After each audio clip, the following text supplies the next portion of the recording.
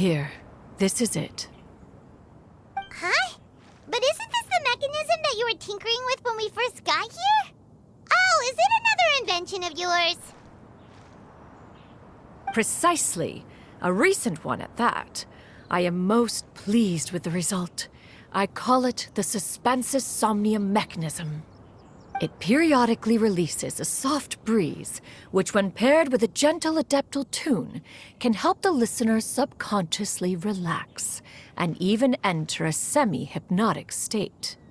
Soothing agitation and anxiety, relieving exhaustion and insomnia, its potential uses are numerous indeed. And of course, it can also aid in the recovery of lost memories. Whoa, what a cool gadget! But if you had it all along, why did you keep it to yourself until just now? We could have come to Mount Outsong right off the bat and saved time on a lot of floating. How preposterous. Had Yuendai not recalled much of her past through her own efforts, the device would have nothing to draw upon. We Adepti can only help those who first resolve to help themselves. Had she lacked such determination and strength of character, one would have little to offer in way of assistance. Paimon thinks she gets it now. Hey, what's that other thing? As previously mentioned, a gentle adeptal tune is required to take full advantage of the mechanism. One secured such a tune from Streetward Rambler. Only with her melodies can the mechanism reach its peak power. Whoa, Paimon can feel what you mean. Paimon's body feels light as a feather. It's as if she's lying down on a warm patch of grass after a super satisfying meal. And you and I, is the mechanism helping you to relax? It appears she has already succumbed to the depths of reverie. Come, join one on this side. We shall give her some time to herself.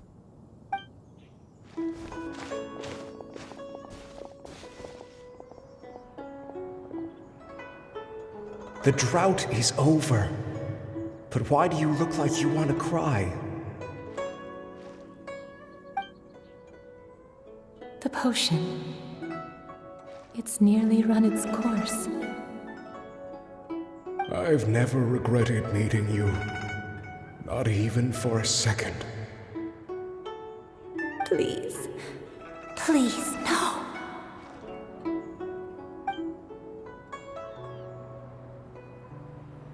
Have you forgotten? This is the world you left behind.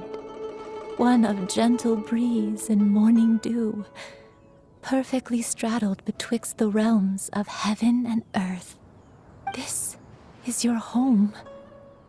This is where you belong. You should have never left. The you of the past, the me from not that long ago, we should have never.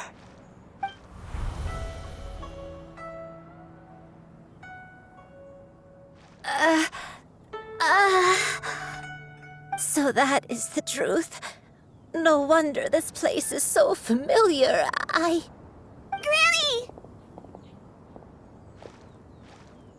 Granny, are you okay? Cloud Retainer. Your memories have returned? Wait, did you just call her by her full name? Does that mean you already knew each other? Yes. I now remember everything. Everything. Granny, please don't cry. I'm here. I'm here. Oh, don't worry, my dear child. Granny is fine. I'm so sorry, everyone. You've gone to so much trouble on my behalf. It's all come back to me now. The most important thing that I had forgotten was the truth of what I once was. One can sense the guilt that now plagues your conscience. Reclaiming a truth long buried is sure to come with a myriad of complex emotions. Perhaps one should recount the story on your behalf while you compose yourself. No, it's okay. Now that I've remembered, I must face my memories head on. Shuyu, everyone, I cannot thank you enough for all your help. I'm ready to tell you my story, if you're willing to listen. Please, Granny, don't force yourself. What happened in the past doesn't matter. I love you more than anything. Nothing you say can change that. I know, dear child. My feelings for you are exactly the same. It is for this reason that you deserve to know the truth. Some time ago, I made a terrible mistake. One for which I could never atone. Is this the sin that you mentioned in Dwayne Karst? What happened? I am, in truth, not a human being. My real form, one that I held for centuries, was that of a wild crane. I spent many, many years living on Mount Outsong, bathing in the soft breeze and drinking the sweet dew of the mountains. At some point, I somehow gained wisdom and sentience. The Lord of the Mountain, Cloud Retainer, became aware of my existence and began to share many stories with me. She even passed on the secret of cultivation to me. Though she never took me on as a formal disciple, I always saw her as my master. Whenever she took out her tools to work on mechanisms or new inventions, I would also stand next to her and watch. I even contemplated completing my training and becoming an adeptus in my own right. I followed her teachings, and time gradually passed us by. Until that fateful day 50 years ago. 50 years ago? That's right. Master regaled me with many stories of her past deeds. From them, I learned how she had saved people from a similar crisis in the past. She was the one I looked up to the most. More than anything, I dreamt of becoming an adeptus like her. I wanted to travel the land like she had, relieving suffering wherever I went. But I was still far from being a real adeptus. I possessed no ability to take on human form and fit in with the crowd. Once she learned of my desires, Master prepared a special dose of human mimicry potion for me. She warned me that the potion's effects would only last 10 years, and if I were to fail to return to my original form at the end of that time, I would forever forget my past as a crane and become something neither human, beast, nor adeptus. Oh no. So that was the source of your dementia all along. Was it because of Grandpa? Indeed, I fell in love. Though he was human, he had spent his entire life training on Mount Tianheng. When we met, it was not only my first foray into the world below, but his as well. Although clumsy and impulsive as he was, you'd think he was the real strange bird among the two of us. But still, just like me, he cared deeply about the world and wanted, more than anything, to cleanse it of all pain and suffering. I could not help but fall for him. But my time continued to tick away. Those 10 years passed by in a flash. Yet I did not want to leave his side, so I...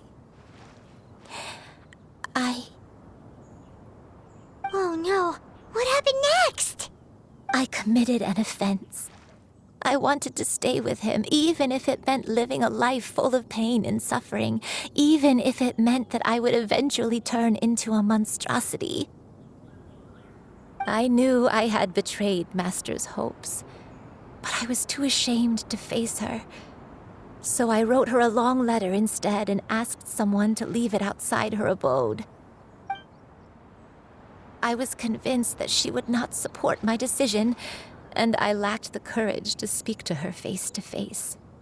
In my shame, I fled and tried to hide from the world, such that no one would be able to find me again. But that was only the beginning of my troubles. I began to suffer from a strange illness. My memories became hazy and confused, and I could no longer keep myself awake. I understood that my pain was caused by my refusal to return to the life I was fated to lead. Along with my memories as a crane, I soon forgot the true cause of my suffering as well. I knew only that I had committed a sin. All I could do was pray for forgiveness, even if I had long forgotten what needed to be forgiven. Looking back, I was beyond lucky to have come across that traveling merchant at Wangshu Inn. It was such a fortunate coincidence that we were there at the same time. If it weren't for those soul-revitalizing Teapills, I probably would have... Granny, what's wrong? Coincidence? Why did I ever think it was a coincidence? Teapills concocted using the blood of an adeptus? No, it couldn't be. Master, don't tell me. Back then, that merchant was actually... Human custom would dictate the conferral of gifts to be in order when one's progeny is wedded, would it not? Consider the pills a symbol of one's best wishes. So when I tried to conceal my name and mistakes from the world and hide myself away in perpetuity, the only person I managed to deceive was myself. You knew where I was all along. One still remembers when you were but a fledgling. You possessed a certain fondness for a particular game. You would hide yourself among a group of wild cranes and ask one to pick you out from among the flock. One found you with such ease every time. 'Tis a truth most evident. One always recognizes one's own, no matter what form they may take. Wait! Paimon's confused! So, Cloud Retainer, you found Yuendai again? But how? When? And what happened after that? Perhaps it is now time for one to recount the rest of the tale.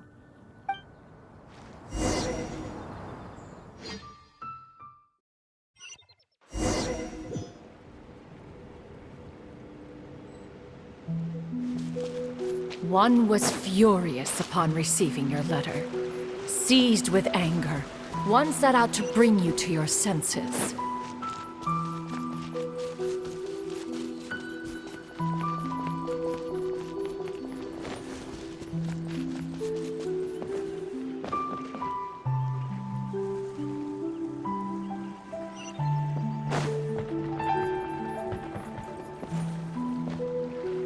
In truth, one had more than a few misgivings about your chosen partner. As an exorcist, his talent was lacking. One could hardly say his skill with sigils was any better. But soon, one came to appreciate the devotion he bestowed upon you during your illness. He never uttered a complaint and rarely left your side. Unwilling to begrudge someone of such character, one decided to overlook his aforementioned deficiencies, glaring though they may have been. Wishing to grant you a life without regrets, one gathered many divine ingredients and used one's own blood to create a form of medicine. Though imperfect, it managed to suppress the more dire effects of your illness. As for how to deliver the medicine, after much contemplation, one eventually decided to perform the deed oneself. One took great care to alter one's features and select the appropriate attire. Only after meticulous scrutiny did one finally set out for Wangshu Inn. As one expected, you were most ignorant of one's true identity, You showed not even the slightest inkling of recognition. One was quite torn. Should one have celebrated the success of one's disguise, or mourn the loss of your acquaintance?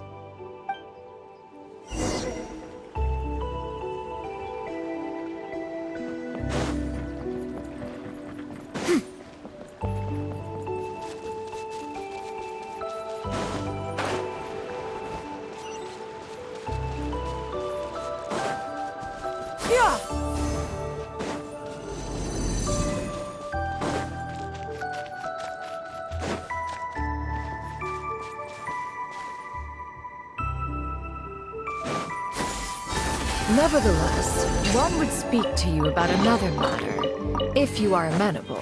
Even considering your loss of memory, one was simply flabbergasted that you could so easily forget the consequences of consuming medicine infused with Adeptal blood.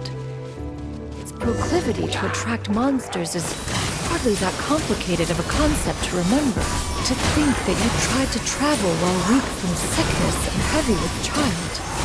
Had one not intervened to clear the fog, all of you would have been lost during the night. Make way for the Adeptus!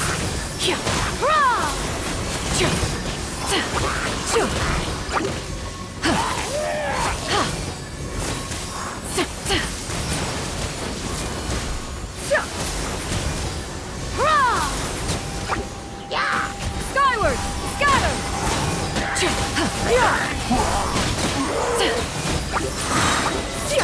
Seize the skies!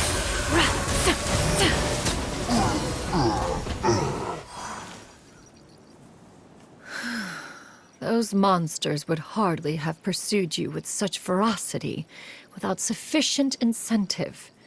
They were likely incited by the presence of godly remains. Said godly remains, in turn, were likely drawn to the trace of one scent on your body. One was, after all, an active participant in the Archon War. Some of the gods were likely shattered by contraptions of one's very making. In the end, one was relieved to see you endure through the night. At the break of dawn, one heard an infant's cry pierce through the air, and one saw you carefully cradle the child to your chest. Although certain mortal matters remain foreign to me, one could not help but be moved by your joy. To see you happy, that was more than enough.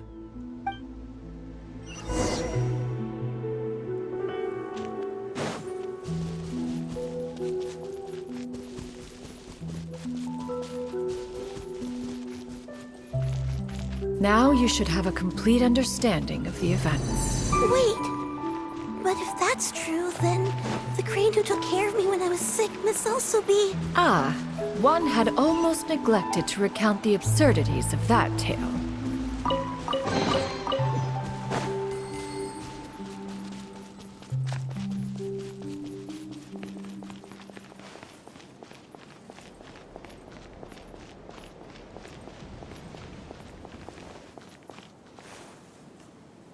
Just as you and I troubled one with her antics, so did you give one many a headache.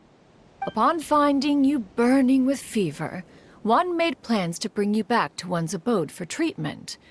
However, upon seeing one's form, you began to cry, refusing to get on one's back. When one asked you why, apparently you believed that one could not possibly be a true Adeptus, because all illuminated cranes are white from tip to toe. One had no choice but to apply powder to one's body to conceal the variegated nature of one's appearance. You became more than amenable enough when one stood before you devoid of any other coloring. It bears mentioning, however, that as a crane, you and I was nearly entirely pure white in color. Though you had never encountered her in that form, you still recognize the essence of her being. Perhaps fate brought you two together in more ways than one.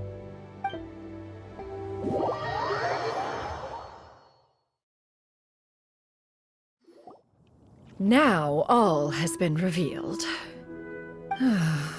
One owes you an apology, you and I. One recognized you upon your very entrance into Wanmin restaurant. One has always viewed you as a disciple of equal standing with Ganyu and Shenhe. Indeed, one wished to bring your story to a satisfactory end with this visit to Liyue Harbor. Still, one could not reveal your identity right away. Had one simply informed you of all you had lost, all those cherished memories would merely have become the fictionalized account of another. Memories are most meaningful when recalled by those who lived through them. Would you not agree? Even if the process was painful and arduous to experience. Have you any further inquiries? Master, I must ask, if you found me all those years ago, why did you leave me be, even though you knew about my mistake? Why did you not bring me back to Mount Outsong by force? One has never regarded your action as a mistake. It was a simple choice, nothing more. When it is time for one's progeny to leave the nest, it is the responsibility of an elder to let them fly free. Yet, when your wings grow weary and the night grows dark, just know that you always have a place to which to return. 'Tis a refuge referred to by many a name in mortal writing. Home, nest, haven. Whatever its denomination may be, its essence remains quite unchanged. One speaks, of course, of a place not unlike one's own abode. One's disciples are free to come and go as they wish, yet the door remains forever open to those who wish to return. One rather hopes you count yourself among them. Thank you. Thank you so much. You and I. One expects you too have sensed the rapid deterioration of your condition as of late. Have you not? 40 years ago, you chose a path without a future. Though one used one's own blood to provide you with a few decades of extra time, it merely delayed the inevitable. One may have extended the path, yet one was unable to alter its final destination. Even the power of an Adeptus has its limits. Had your condition continued to deteriorate, you would have forgotten your life as a human entirely. In the end, you would have turned into a creature lacking in the ability to even comprehend its own monstrousness. Fortunately, you were able to avoid that scenario by reclaiming your memories. Though one sped the process along by providing some guidance, the result is entirely a reflection of your own effort. So, what's gonna happen to Granny? One will help her reclaim her original form as a wild crane. If it be fated, she may recover her sentience one day. She's gotta go back to being a regular crane, huh?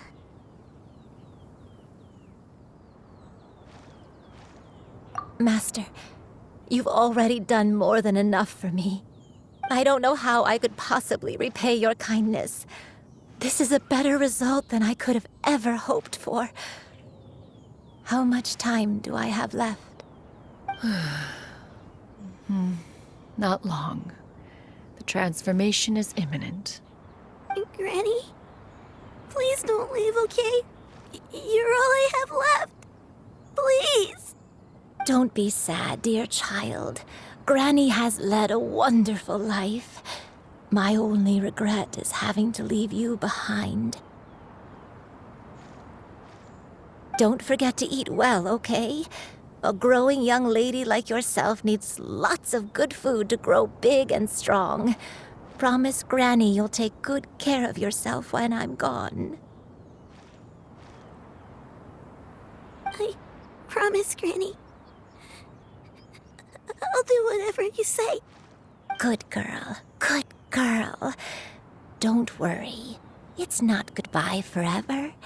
Granny's gonna become the most formidable crane in all of Mount Outsung. Granny will train day and night. I won't stop until I can turn into a human without having to rely on anything but my own power. When that day comes, we'll be able to live together again. You and I. How's that sound? Good. That's a good girl. Even though we won't see each other for a little while, as long as we both work hard, we're sure to meet again someday. I'll eat well, Granny. I promise. And I'll wait for you, no matter how long it takes. I'll wait for you to come back. That's a good girl. Then Granny really has no more regrets. I'm so sorry, Master. Thank you for everything.